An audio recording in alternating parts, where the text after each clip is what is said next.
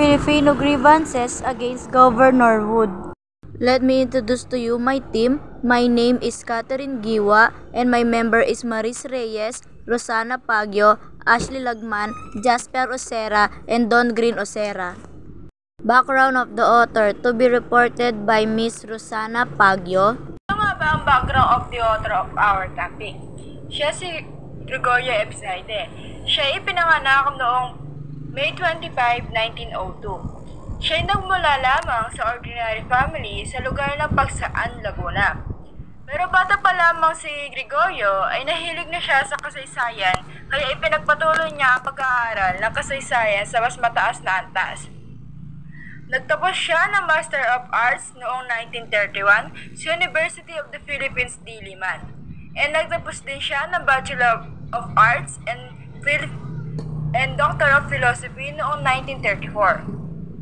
And after 37 years, ay naging politician rin siya as a mayor ng Pagsaan, Laguna ng 5 taon from 1971 to 1975. Siya rin ay historian and writer at dahil sa kanyang malawak na ambag sa pagsulat ng kasaysayan ng Pilipinas, ay nakilala siya bilang Dean of Philippine Historiographer. Siya sa isa din na founder sa International Association of Historians of Asia. Ang naging president rin siya sa Philippine Historical Association for 3 terms. Siya rin ang legendary historian of the Philippine history. So as a legendary historian of the Philippine history, siya ay nakapagsulat sa buong buhay niya ng 67 books, which is some of this book ay nagamit sa bansa, high school and universities. Tulad na lamang ang nagawa niya na nagamit sa paaralan ay ang Philippine History, a textbook for high schools, and Philippine History from pre-colonial times to the present. Dahil dito, yung 2 libro na to ay nagbigay ng pagkakataon sa mga estudyante na matuto tungkol sa kasaysayan ng kanilang bansa. Then, si Gregorio din ay nakapag-publish din siya ng more than 500 historical articles in local and foreign journals. Ilan sa mga nagawa niya ay ang Life, Works, and Writing of a Genius, Writer, Scientist, National Hero, and also World History in an Asian Setting. Kinilala si Gregorio Ebsaide para sa kanyang mga ambag sa larangan ng kasaysayan. Tumanggap siya ng maraming parangal at pagkilala kabilang na ang pagiging pambansang siyentipiko ng Pilipinas. Then, pumanaw si Gregorio Ebsaide noong 1988 sa edad na 79 years old. Pero sabalit na nanatiling makabulahanan ang kanyang impluwensya sa edukasyon sa kasaysayan ng Pilipinas.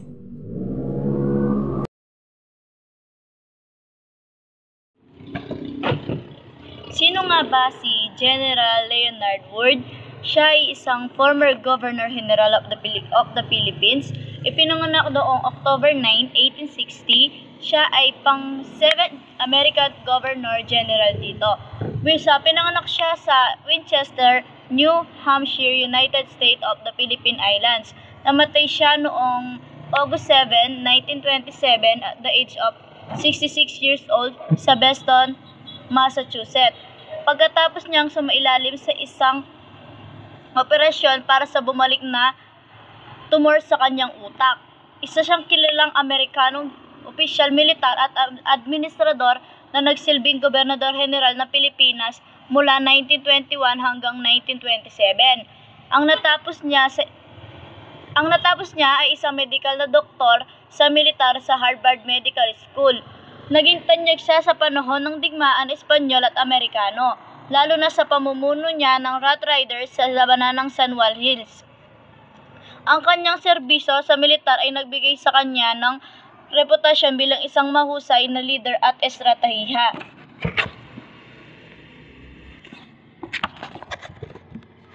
Ang nagtalaga naman kay Leonard Wood bilang isang gobernador general ay si Pangulong Warren G. Harding. Nakaranas siya ng hidwaan sa mga leader at pampulitikong tauhan ng Pilipinas. Naging isang military governor din siya ng Cuba mula 1899 at hanggang 1902. He also became the commanding governor of Moro Province and he was appointed military commander of the Philippine Division. History background of the document to be reported by Miss Maris Reyes. I am Maris Macanilaw Reyes from BSM Department. This day or this night, whatever time you watch this video, ma'am, I will discuss the significant grievances of Filipinos against Major General Leonard Wood during his tenure as Governor General of the Philippines from 1921 to 1927. First, let's talk about his authoritarian style. Leonard Wood's governance was characterized by an authoritarian approach, which limited democratic processes and stifled the voices of the Filipino people. This style contrasted sharply with his predecessors, who had adopted more democratic and conciliatory policies. For example, sa ilalim ng pamumuno ni Wood, ang mga pampublikong talakayan at protesta ay kadalasang sinasalubong ng puwersa, na nagdulot ng malawakang hindi pagkakaunawaan sa mga Pilipino na naghahangad ng mas nakikilahok na pamahalaan. Next, we have political repression. During Wood's administration, there was a significant increase in political repression. The government took strict measures against dissenting voices, particularly targeting nationalist groups and political activists who were pushing for independence. For instance, the arrest of prominent nationalist leaders at ang pagbabawal sa mga politikal na pagtitipon ay nagpakita ng mga mabangis na hakbang na isinagawa upang pigilan ang anumang pagtutol. Moving on to economic issues. Economic policies during Wood's administration continued to favor foreign interests, leading to grievances about exploitation and uneven development within the Philippines. Filipinos felt that their economic needs were being overlooked. For instance, maraming local farmers ang nahirapan due to land monopolies held by American businesses na nagpalala sa kahirapan at naglimita sa mga pagkakataon sa ekonomiya para sa mga Pilipino. We also need to address land and agrarian policies. Wood's administration faced criticism for its land and agrarian policies, which were perceived to favor foreign investors and large landowners, neglecting the needs of local farmers. For example, land reforms na maaaring nakinabang sa lokal na agrikultura, either delayed o hindi sapat na naipatupad, leading to frustration among the farming community. Lastly, we have educational and social reforms. Although some advancements were made in education and public health, many Filipinos felt that these reforms were too slow and inadequate, failing to meet the urgent needs of the population. For example, the slow expansion of educational institution at mga serbisyong pangkalusugan ay nagdulot ng hindi pagkakaunawa as many communities remain underserved. In conclusion, the grievances against Leonard Wood were rooted in his authoritarian governance, political repression, and dissatisfaction with economic and social policies. These issues contributed to a growing nationalist sentiment and calls for greater independence and self-determination. Summary, To be reported by Catherine Giwa and Don Green Osera. Ang mga hinahing ng mga Pilipino laban kay Leonard Wood, ang Amerikanong Gobernador General ng Pilipinas mula 1921 hanggang 1927, ay nakatuon sa kanyang mga patakaran at estilo ng pamamahala na itinuturing na hadlang sa pagsulong ng kalayaan at sariling pamamahala ng mga Pilipino. Pagbabalik ng kontrol ng Amerika. Binago ni Wood ang mga patakaran na kanyang nauna, si Francis Burton Harrison, na nagbigay ng mas malaking kapangyarihan sa mga Pilipino sa kanilang gobyerno.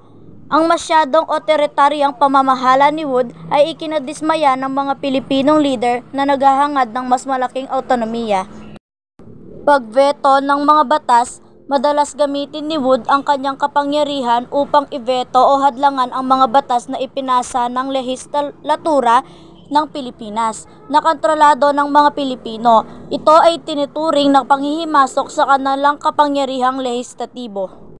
Pag-alis ng mga Pilipinong opisyal. Nagpatalsik si Wood ng ilang matataas na Pilipinong opisyal, kabilang ang mga kasapi ng kabinete, dahil sa kanilang pagtutol sa kanyang mga patakaran na ikiginagalit ng mga Pilipino. Itinuturing itong paglabag sa kanilang sariling pamamahala. Kontrobersya sa kalusugan. Nagdulot din ng galit ang pagtalaga ni Wood ng isang Amerikano bilang pinuno ng serbisyong pangkalusugan. Sa halip ng isang Pilipino, nakita ito bilang pang-aagaw ng kontrol sa mga lokal na isyu.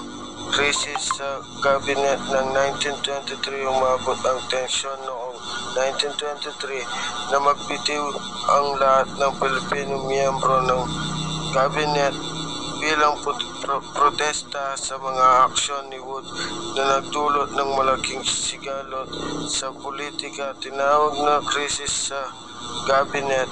Sa kabuuan, naramdaman ng mga Pilipino na ang pagmahala ni Wood ay isang hakbang pabalik sa kanilang pagkikibaka para sa kalayaan na nagbunsod ng malawakang pagtutol. Analysis of the content and context to be reported by Miss Ashley Lagman, Amante. Analysis and context. Ang mga hinanakit ng mga Pilipino laban kay Gobernador General Leonard Wood noong mga unang panahon, 1920s, ay malalim na nakaugat sa pampolitika, pangkultura at makabansang damdamin na nagsimula pa noong sinakop ng mga Amerikano ang Pilipinas.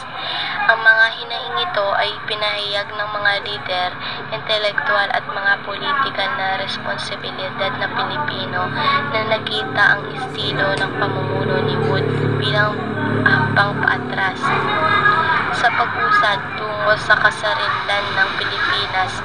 Ang mga hinaing ito ay maaaring hatiin sa unang pangunahing terna, tunggaliang makabansa. Ang pamahalaan ni Wood ay nakitang lubos na naiba kumpara sa mas mapagkasundong mga pulisya ng kanyang naunang gobernador, si Francis Burton, na malapit na makipag-ugnayan sa mga lider na Pilipino at binigyan sila ng mas malaking papel sa pamahalaan. Si Wood sa kabilang banda ay nagpatupad ng direktang pamamahala at binigyan din ang kapangyarihan ng mga Amerika sa bansa, na kinagalit ng mga Pilipino dahil nakikita nila itong hadlang sa kanilang layunin na magkaroon ng higit na otonomiya at kasarinlan.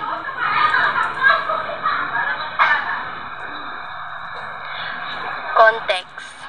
Sa panahong ito, dumarami na ang nananawagan para sa sariling pamamahala at lumalakas ang kilusang makabansa. Ang matigas na tindig ni Wood ay tinuring na sa bagal sa pag-usbong ng kilusang ito, na ikinagalit ng mga Pilipino na nakikita ang kanyang pamumuno bilang isang anyo ng bagong imperialismo. legalidad ng mga patakaran ng Philippinization. Tumutol si Wood sa pulisya ng Philippinization kung saan binigyan ng mas malaking kapangyarihan ng mga Pilipino sa pamahalaan. Naniwala si Wood na hindi pa handa ang mga Pilipino na pamahalaan ng kanilang sarili at kailangan pa rin ang matatag na pamahalaan ng mga Amerikano. Itinuring ito bilang insulto ng maraming Pilipinong lider na naitalaga sa mga mahalagang posisyon sa malalim ng administrasyon ni Harrison. Ang pagbabago ng mga pulisyang ito ay tinuring na hakbang paatras na hindi kinikilala ang tagumpay ng mga Pilipino sa larangan ng pamahalaan. Paggamit ng kapangyarihan ng veto at pagkikialam sa lokal na pamahala. Madalas ginamit ni Wood ang kanyang kapangyarihang veto upang harangin ang mga batas na ipinasa ng lehislatura ng Pilipinas na pinapangunahan ni Manuel Quezon at Sergio Osmeña. Ang madalas na paggamit ng veto ni Wood, lalo na sa mga usaping may kinalaman sa pisikal at lokal na pamamahala, ay nagbigay ng impresyon na sinisira niya ang otoridad ng mga Pilipinong mambabatas. Context: ang lehislatura ng Pilipinas ang naging plataporma ng mga Pilipino para ipahayag ang kanilang hangarin para sa sariling pamamahala. Sa pagveto ni Wood, ang mga batas, tinignan ito bilang hindi pagkilala sa kagustuhan at bayan. Tinignan ito bilang hindi pagkilala sa kagustuhan ng bayan at pagpapahina sa kakayahan ng mga Pilipinong nagpapatakbo ng kanilang sariling gobyerno. Militar na pamamahala at presensya ng mga Amerikano. Bilang dating general ng militar, namuno si Leonard Wood na may militaristang pag-iisip na naging sanhi ng mga mas maigpit at otoritaryang pamamahala. Pinanatili din niya ang malaking presensya ng militar ng Amerika sa bansa, na lalong nagpataas ng di pagkakatiwala at galit ng mga Pilipino sa pamahalaang Amerikano. Maraming Pilipino ang nakaramdam na ang mabigat na kamay ng pamamahala ni Wood ay parang pagbabalik sa estilong kolonyal. Natakot sila na ipinapakita ng presensya ng militar na walang balak ang Amerika na bigyan sila ng kasarinlan at sa halip ay pinatatag pa ang pagkontrol nito.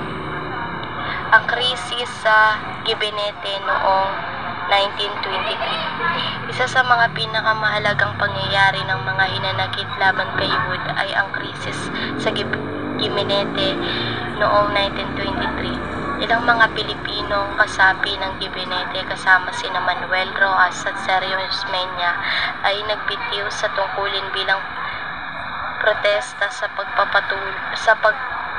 patuloy na pagkikialam ni Wood sa mga desisyon ng mga lehislatura ng Pilipinas at ang kanyang paggamit ng otoridad ng Amerika. Context: ang mass resignation ng mga Pilipino opisyal ay isang walang kapares na hakbang at pagpapakita ng seryosong pagkasira ng relasyon sa pamamagitan ng mga Pilipinong lider at pamahalaang kolonyal ng Amerika.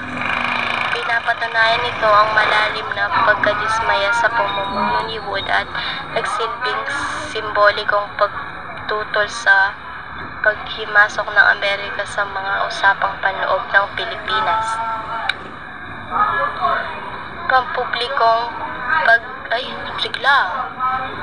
Pampublikong pagsalungat at oposisyon sa pahayagan.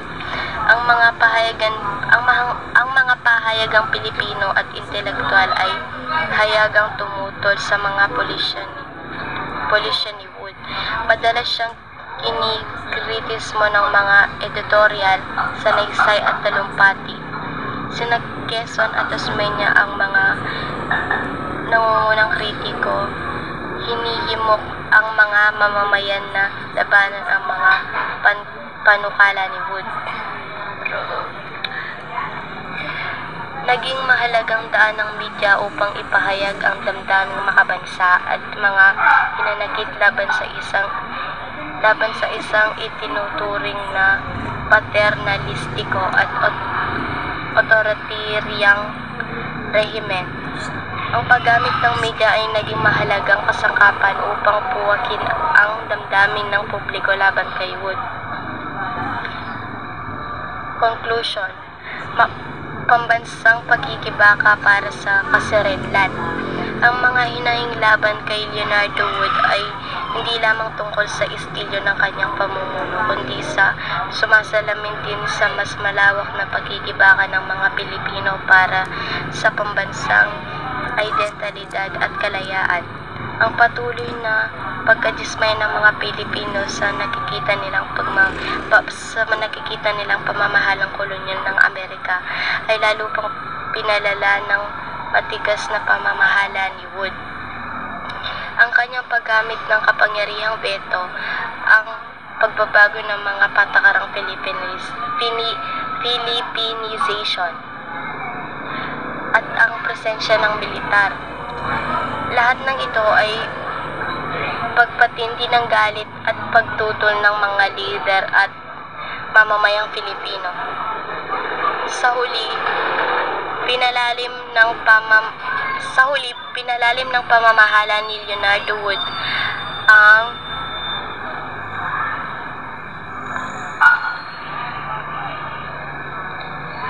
hidwaan sa pagitan ng pamahalaang Amerikano at mga makabayang lider sa Pilipinas na nagpatuloy sa pagtawag para sa kasarinlan na sa kalayunan ay magbigay daan sa ganap na soberanya noong 1946.